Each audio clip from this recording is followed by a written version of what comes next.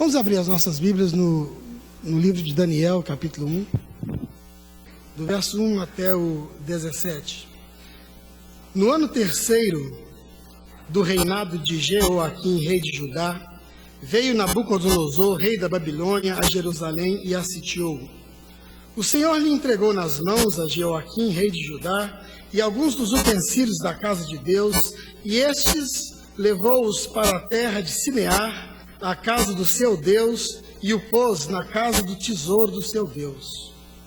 Disse o rei a Aspenaz, chefe de seus eunucos, que trouxessem alguns dos filhos de Israel, tanto da linhagem real como dos nobres, jovens sem nenhum defeito, de boa aparência, instruído em toda sabedoria, doutos em ciência, versado no conhecimento, e que fossem competentes para assistirem no palácio do rei, e lhes ensinasse a cultura e a língua dos caldeus.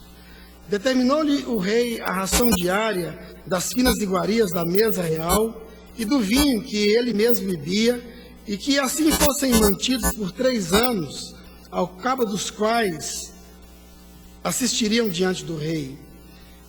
Entre eles se achavam os filhos de Judá, Daniel, Ananias, Misael e Azarias. O chefe dos eunucos lhes pôs outros nomes, a saber, a Daniel, o de Beltesazar, a Ananias, o de Sadraque, Misael, o de Mesaque, e a Azarias, o de Abed-nego.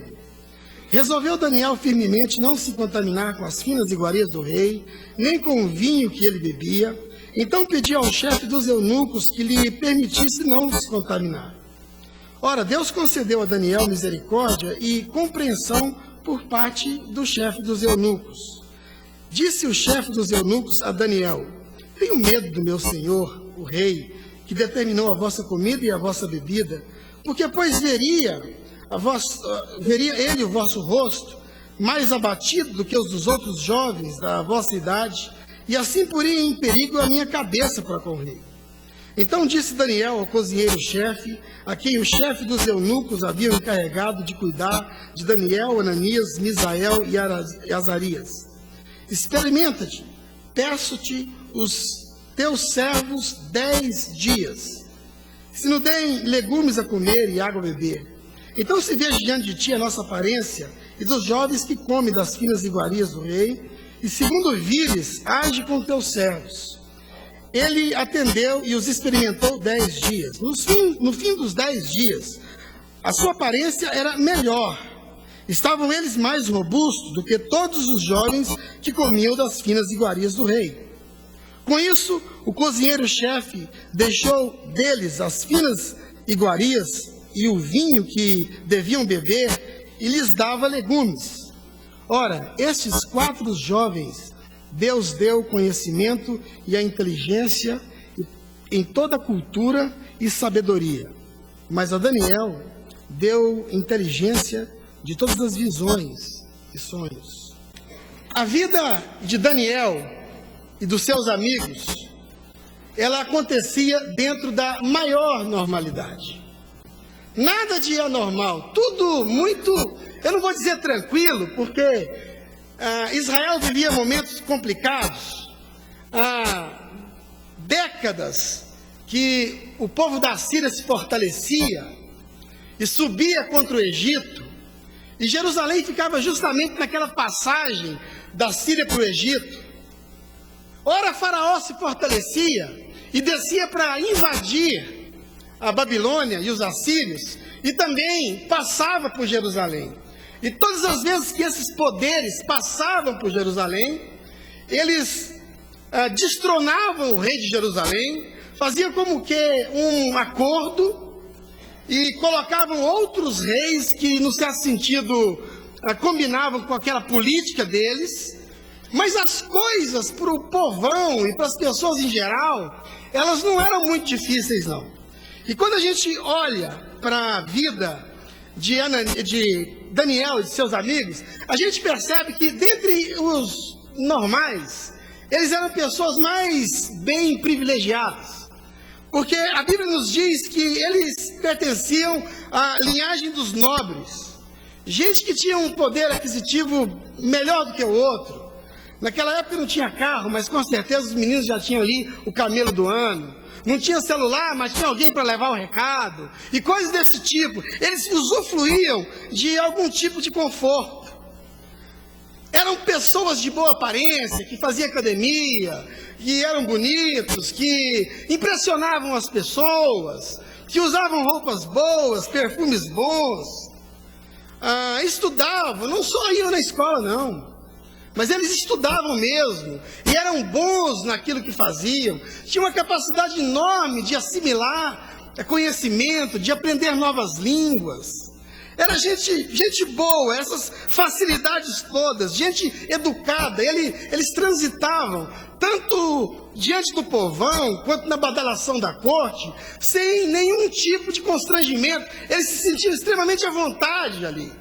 E eu acho que eram meninos que toda mãe, todo pai sonhava em ter como genro, né? Fora um ladrãozinho que entrava na casa deles, ou uma batida de camelo que dava na subida da Goiás com o cruzamento da Barão, as coisas iam tranquilas. Mas um dia, aconteceu com essa gente algo que nem nos seus piores pesadelos eles imaginavam que podia acontecer. Algo que ninguém sonhava em acontecer. E quando a gente lê a Bíblia, dizendo que Nabucodonosor chegou a Jerusalém e a sitiou, a gente não tem ideia do que significa essa expressão. Mas Nabucodonosor, um dia, invadiu Jerusalém e eles pensavam que ia ser como sempre foi. Que o governo ia mudar, mas as coisas iam continuar como sempre foi. Mas diz a Bíblia que Nabucodonosor sitiou e arrasou Jerusalém. E destruiu Jerusalém. Diz a palavra do Senhor em Abacuque, que os assírios, e esse mesmo povo que a gente estuda na história geral, que era conhecido pela sua crueldade, pela capacidade de humilhar, de destruir e de esbagaçar a vida das pessoas, eles invadiram como um intruso, instaurou o reinado da desgraça em Jerusalém por 80 anos, por 70 anos. Diz que esse povo era tão cruel que antes deles passarem por determinados lugares, era como se esses lugares fossem um campo verde. Mas depois que eles passavam, parece que era um campo todo ele queimado, como se tivesse sido colocado fogo de propósito. Eles eram pessoas que, quando invadiram Jerusalém, as mulheres grávidas, eles atravessaram com lanças e com paus e mataram nas praças, nas esquinas. As moças virgens, eles estrupavam. Os velhos, que era uma comunidade tremendamente respeitada em Israel, eles arremessaram contra as rochas. Os guerreiros, eles arrancaram os polegares para que eles não tivessem mais como empunhar a espada. E eles não deixavam com que as pessoas enterrassem os seus mortos. As pessoas ficavam ali, olhando para aqueles cadáveres, e os cavalos passando por cima, e as aves de rapina levando. Diz que a fina nata da sociedade de Israel, e todas essas referências, essas considerações estão em Abacuque, em 2 Reis 24, em 2 Crônicas capítulo 36, e 1 Crônicas também. Depois a gente pode dar para vocês essas referências.